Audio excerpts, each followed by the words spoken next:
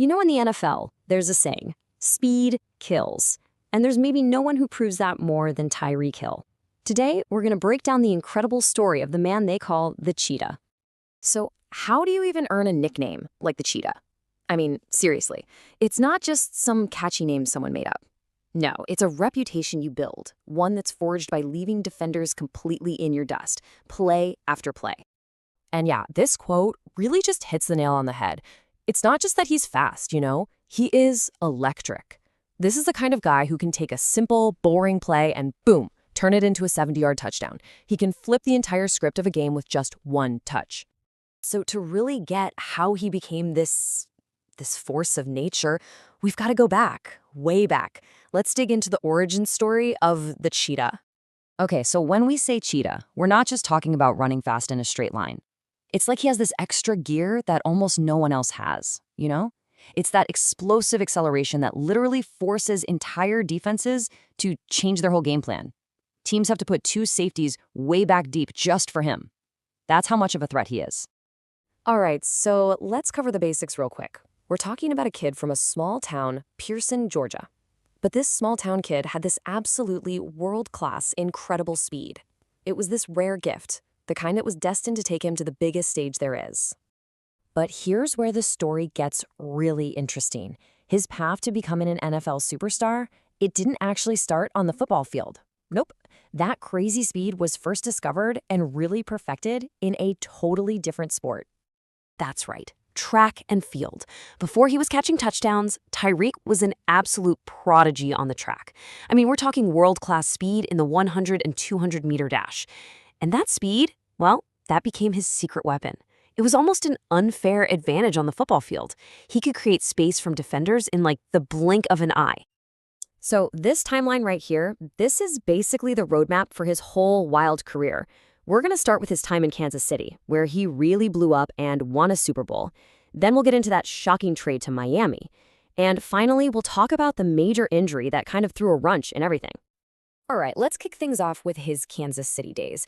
This is where this super raw track star had to prove to everyone that he was more than just a fast guy. He had to become one of the most dangerous weapons in the entire league. So the Chiefs took a bit of a gamble on him in the 2016 draft, and man, did it pay off. Right away. In his rookie year, get this, he scored 12 touchdowns. And he did it in 4 different ways: catching, running, punt returns, and kick returns. That just proved he wasn't some kind of gimmick. He was the real deal, a complete football player. And all of that hard work, all that proving people wrong, it all led to this, a Super Bowl win in 2020. I mean, for a guy who had to fight so hard just to get his spot, this was it. This was the ultimate validation. With the Chiefs, he and Patrick Mahomes were just a match made in heaven. He was that deep threat that could stretch a defense to its breaking point. But then, in a move that honestly shocked the entire league, he got traded to Miami. Suddenly, he wasn't just a piece of the puzzle anymore. He was going to have to be the puzzle. So, off to Miami he goes. And the big question everyone was asking was, okay, can he still be that guy without a superstar like Mahomes throwing him the ball? Can he really lift up an entire offense all by himself? And let me tell you, it was a massive gamble for the Dolphins. But Tyreek, he shut down all the critics, like immediately.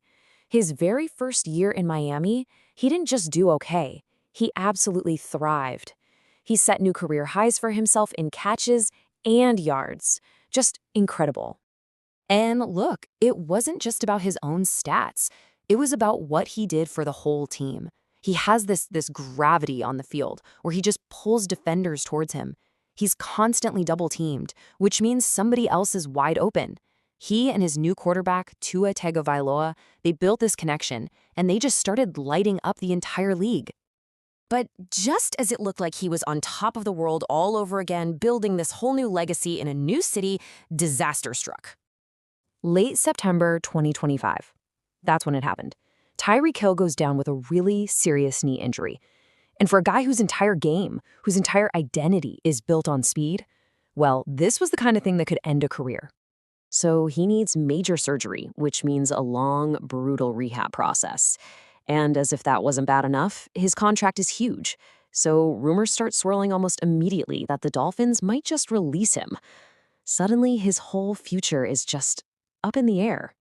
But this is what's so cool about his story. Even though he couldn't be the cheetah on the field, he didn't disappear. He found a new way to lead. He was at the team facility all the time, basically acting like another coach, motivating the younger guys. It really showed this whole other side of him, not just the superstar athlete, but a true leader. And that right there, that's why no matter what happens next in his career, whether it's in Miami or somewhere else, one thing will always be true. You just can't stop the cheetah. I mean, think about it. This is a guy who has faced challenges his entire career, both on and off the field. And every single time, he finds a way to come back, usually even stronger. His whole story is about resilience. So that leaves us with the big question, right? Where does the cheetah land next? Can he actually defy the odds one more time and get back to being the most feared player in the game? And who's going to be the team that takes that bet?